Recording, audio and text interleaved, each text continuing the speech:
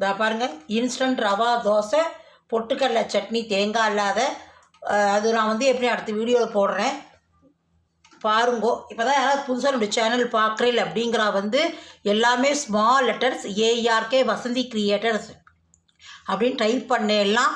Bell icon touch பண்ணி all option கொடுத்தீங்கன்னா subscribe ஆகிடும். நான் போடுற வீடியோ போகிற உங்களுக்கு உடனுக்குடனே நோட்டிஃபிகேஷன் ஆகிடும். வாங்க வீடியோக்குள்ளே போகலாம். இன்ஸ்டன்ட் தக்காளி தோசை எப்படி பண்ணுறதுன்னு பார்க்கலாம்.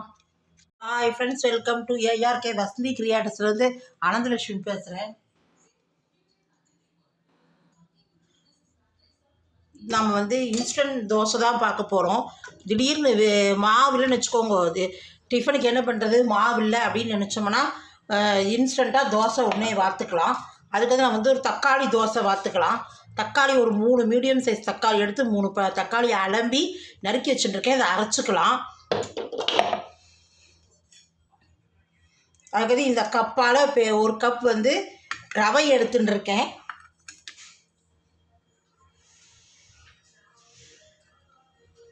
இன்ஸ்டண்ட்டாக தோசை வாக்கிறதுக்கு ரவை எடுத்துட்டுருக்கேன் 1 கப்பு.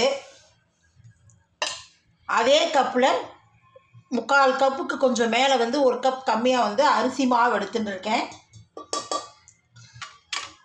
கோதுமை மாவு 1/2 கப் எடுத்துட்டுருக்கேன். இதை முதல்ல தக்காளி அரைச்சின்னு வந்துட்டு இதில் போட்டுட்டு அப்புறமா நாம் கலந்துக்கலாம். தக்காளி முதல்ல அரைச்சின்னு வந்துடலாம். அதாவது தக்காளி அரைச்சின்னு வந்தாச்சு. உப்பு போட்டுக்கலாம். மாவுக்கு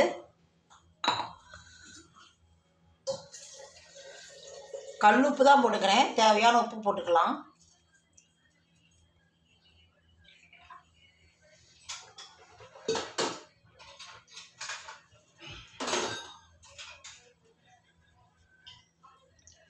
மாவு முதல்ல இந்த 3 மாவையும் நல்லா கலந்து விட்டுக்கலாம். கோதுமை மாவு, அரிசி மாவு, ரவை. டக்குன்னு இன்ஸ்டண்ட்டாக தோசை வாக்கணும், ஆற்றுல மாவு இல்லை அப்படின்னா நம்ம என்ன பண்ணலாம் அப்படின்னு யோசிச்சுட்டு இருக்க வேண்டாம். இதை டக்குன்னு பண்ணிடலாம். ஒரு மணி நேரம் கொஞ்சம் ஊற வச்சா போகிற ரவை இருக்கிறதுனால.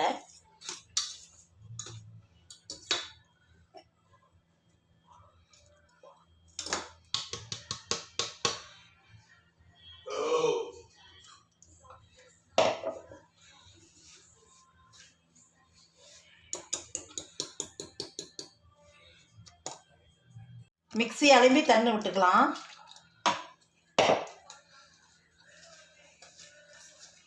இது 2 தண்ணி இழுக்கும். ஏன்னா ரவை இருக்கிறனால ஊறி இதாகிடும்.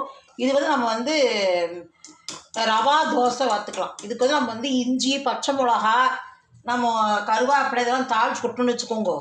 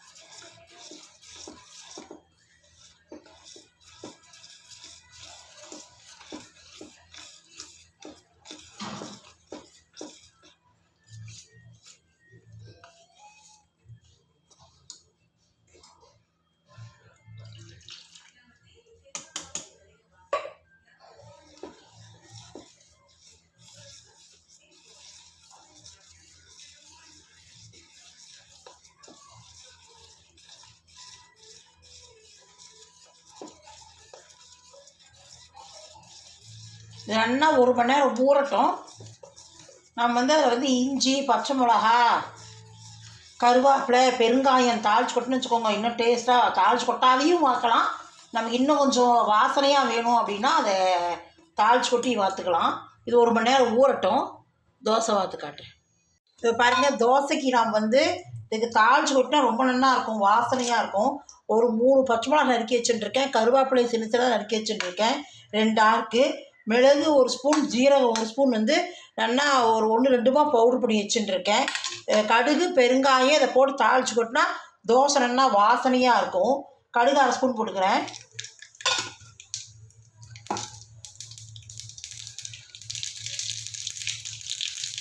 கடுகு வச்சோடனே பச்சை மிளகா போட்டுக்கலாம்.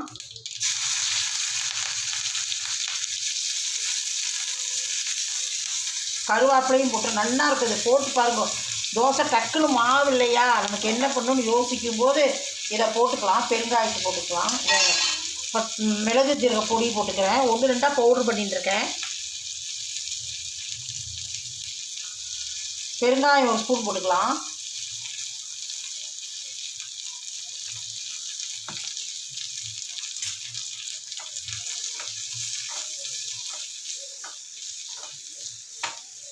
எண்ணெய் 2 ஸ்பூன் விட்டுட்டேன். இதை போட்டுட்டு இப்போ வாத்து பாருங்க. ரொம்ப நல்லா இருக்கும். தோசை வாசனையாக இருக்கும். இதுக்கு நம்ம தேங்காய் சட்னி, மிளகா அப்படி கூட சாப்பிட்லாம். அப்படியே கூட சாப்பிடலாம். மிளகு ஜீரகம் இருக்குது, பச்சை மிளகா இருக்குது, பெருங்காயம் இருக்குது, கருவேப்பிலை எல்லாமே இருக்குது.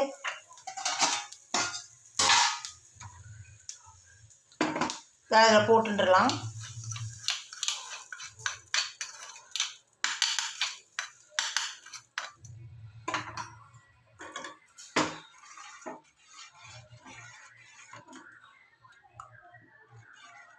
இன்னும் கூட தண்ணி விட்டுக்கலாம்.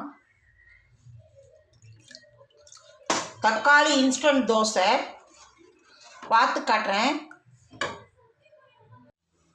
இப்போ பாருங்க, இப்போ கல் நல்லா காஞ்சிருது. இந்த தோசையை பார்க்கலாம். இன்ஸ்டன்ட் தக்காளி தோசை. நல்லா நம்ம ரவா தோசை மாதிரியே தான், அப்படியே ஊற்றணும். அப்படி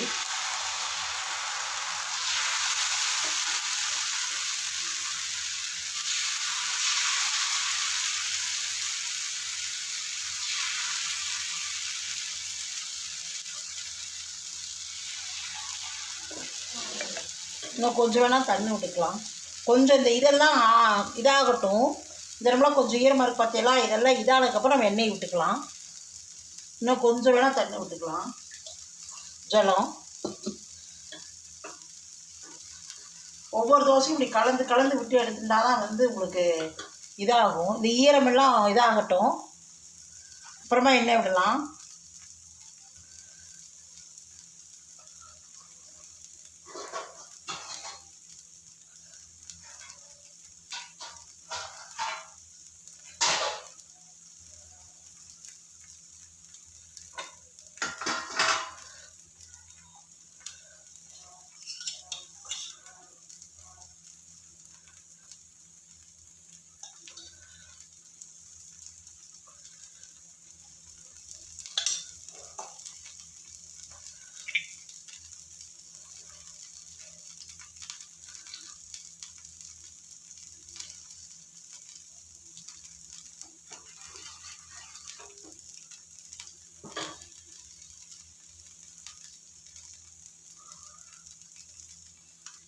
இப்போ பாருங்க, திருப்பி போட்டுக்கலாம்.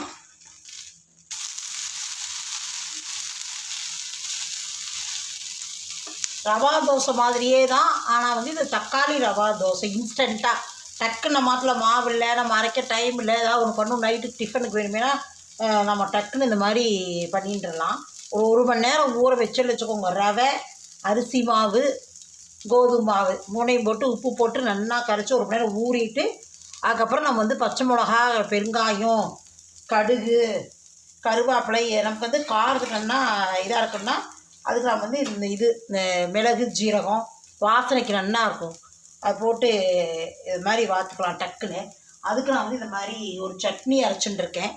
நல்லா தண்ணியாக தேங்காய் இல்லாத வெங்காயம் பொட்டுக்கடலை வதக்கி அரைச்சுட்டுருக்கேன். பச்சை மிளகா, அவ்வளோதான்.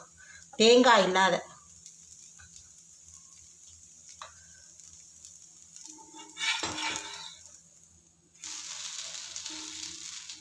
இதெல்லாம் நல்லா அப்படி வரும். மொறுன்னு வருது பாருங்க.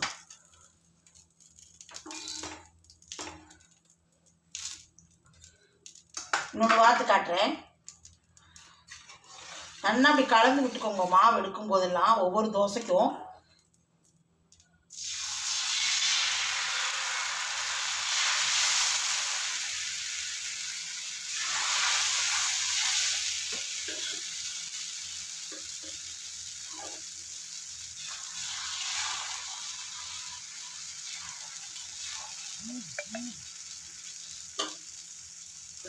இது நல்லா காயிட்டு அந்த ஈரப்பசையெல்லாம் போட்டு அதுக்கப்புறமா எண்ணெய் விட்டுக்கலாம்.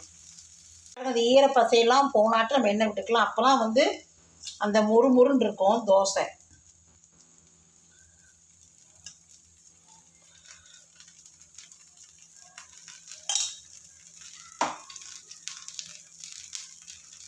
நல்லா வேகட்டும். இந்த பாருங்க திருப்பி போட்டுக்கலாம்.